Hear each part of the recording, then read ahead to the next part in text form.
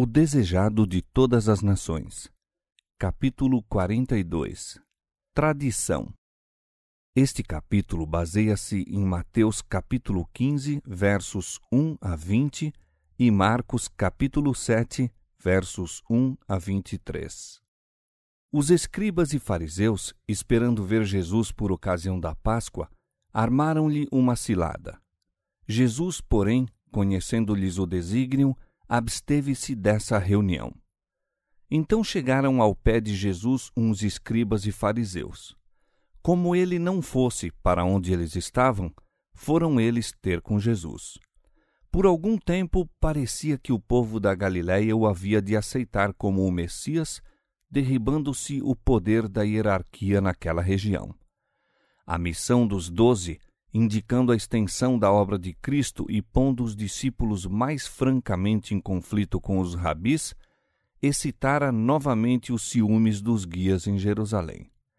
Os espias por eles enviados a Cafarnaum, no princípio de seu ministério, os quais procuraram firmar contra ele a acusação de violador do sábado, foram confundidos. Mas os rabinos buscavam levar a cabo o seu propósito. Agora, outra delegação foi enviada para vigiar-lhe os movimentos e encontrar contra ele algum motivo de acusação. Como anteriormente, esse motivo de queixa foi sua desconsideração pelos preceitos tradicionais que atravancavam a lei de Deus. Estes se destinavam professadamente a preservar a observância da mesma, mas eram considerados mais sagrados que a própria lei. Quando em colisão com os mandamentos dados no Sinai, dava-se preferência aos preceitos rabínicos. Entre as observâncias mais tenazmente acentuadas, achava-se a da purificação cerimonial. A negligência das formalidades observadas antes de comer era considerada odioso pecado que devia ser punido tanto neste mundo como no futuro, e julgava-se também uma virtude destruir o transgressor. As regras concernentes à purificação eram inúmeras. Os anos da existência mal dariam para uma pessoa as aprender todas. A vida dos que procuravam observar as exigências dos rabinos era uma longa luta contra a contaminação cerimonial, uma interminável série de abluções e purificações.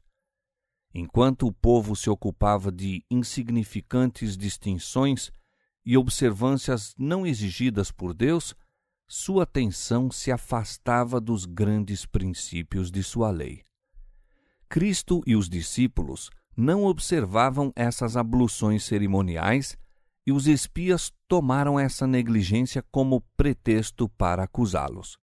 Não atacaram, entretanto, a Cristo diretamente, mas a ele se dirigiram criticando os discípulos.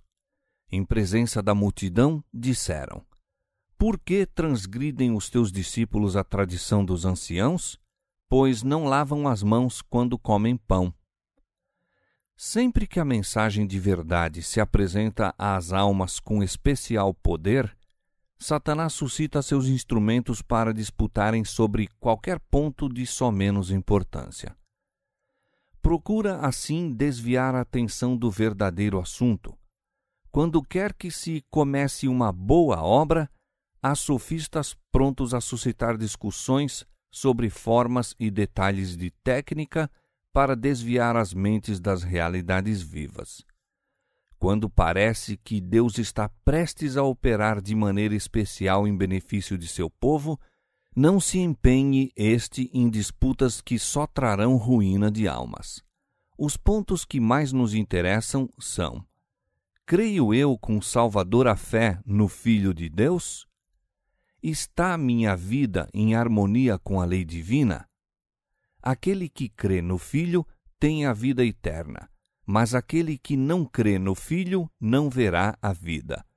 E nisto sabemos que o conhecemos, se guardamos os seus mandamentos.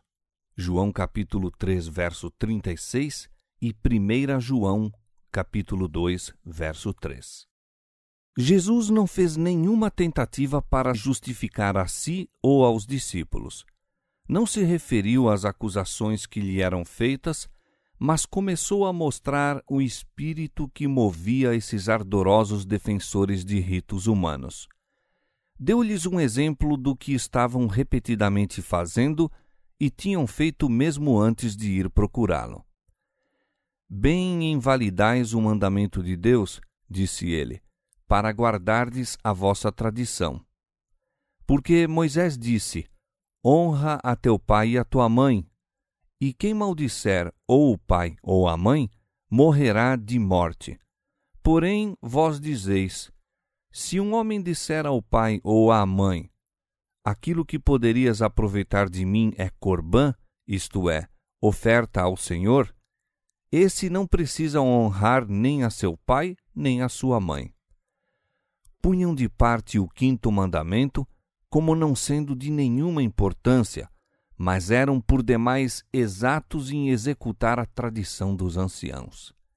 Ensinavam ao povo que a dedicação de sua propriedade ao templo era um dever mais sagrado que o próprio sustento dos pais, e que, por maior que fosse a necessidade, seria sacrilégio dar ao pai ou à mãe qualquer parte do que fora assim consagrado.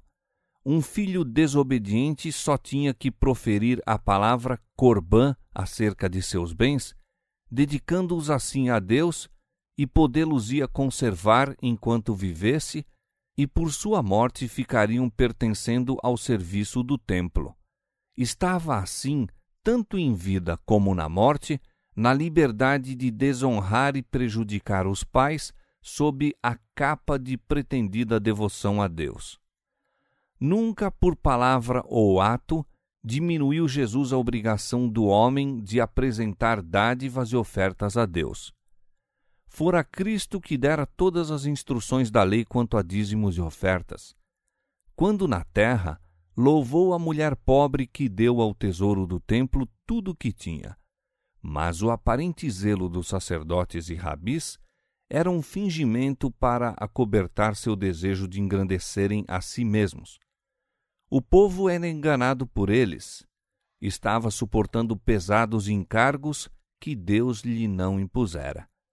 Os próprios discípulos de Cristo não estavam libertos, inteiramente, do jugo sobre eles posto pelos preconceitos herdados e pela autoridade dos rabinos. Manifestando agora o verdadeiro espírito desses rabis, buscava Cristo livrar da escravidão da tradição todos quantos na verdade desejassem servir a Deus. Hipócritas, disse ele, dirigindo aos espias. Bem profetizou Isaías a vosso respeito, dizendo, este povo honra-me com os seus lábios, mas o seu coração está longe de mim. Mas em vão me adoram, ensinando doutrinas que são preceitos dos homens. As palavras de Cristo eram uma acusação a todo o sistema de farisaísmo.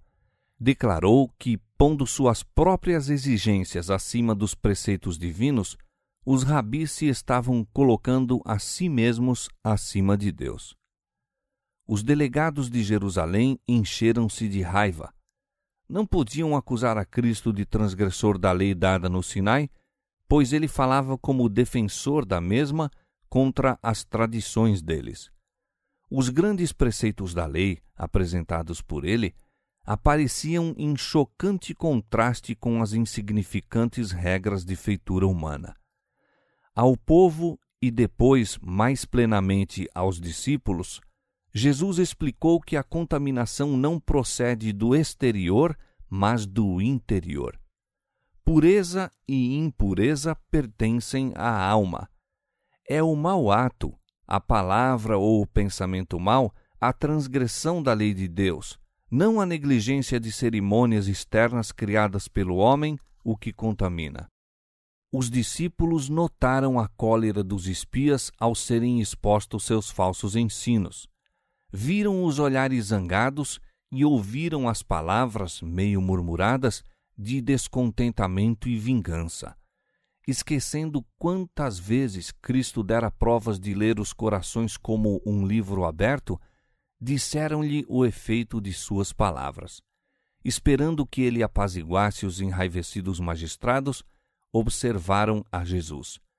Sabes que os fariseus, ouvindo essas palavras, se escandalizaram? Respondeu ele: Toda planta que meu Pai Celestial não plantou será arrancada. Os costumes e tradições tão altamente considerados pelos rabis eram deste mundo, não do céu. Por maior que fosse sua autoridade para com o povo, não podiam resistir à prova da parte de Deus. Toda invenção humana que tem substituído os mandamentos de Deus demonstrar-se-á sem valor naquele dia em que Deus há de trazer a juízo toda a obra e até tudo o que está encoberto, quer seja bom, quer seja mau. Eclesiastes 12:14. Não cessou ainda a substituição dos preceitos de Deus pelos dos homens. Mesmo entre os crentes acham-se instituições e costumes que não têm melhor fundamento que as tradições dos pais. Essas instituições, baseadas em autoridade meramente humana, têm suplantado as de indicação divina. Os homens se apegam às suas tradições e reverenciam seus costumes, nutrindo ódio contra os que lhes procuram mostrar que estão em erro.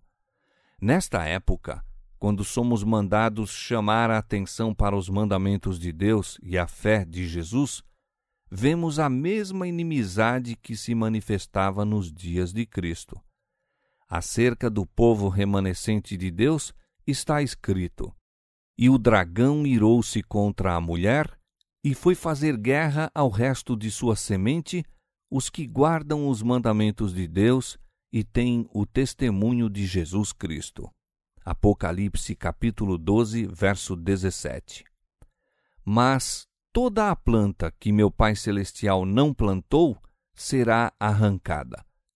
Em lugar da autoridade dos chamados pais da Igreja, Deus nos pede aceitar a palavra do Pai Eterno, o Senhor do céu e da terra. Aí somente se encontra a verdade sem mistura de erro. Davi disse: Tenho mais entendimento do que todos os meus mestres, porque medito nos teus testemunhos. Sou mais prudente do que os velhos, porque guardo os teus preceitos. Salmo 119, versos 99 e 100.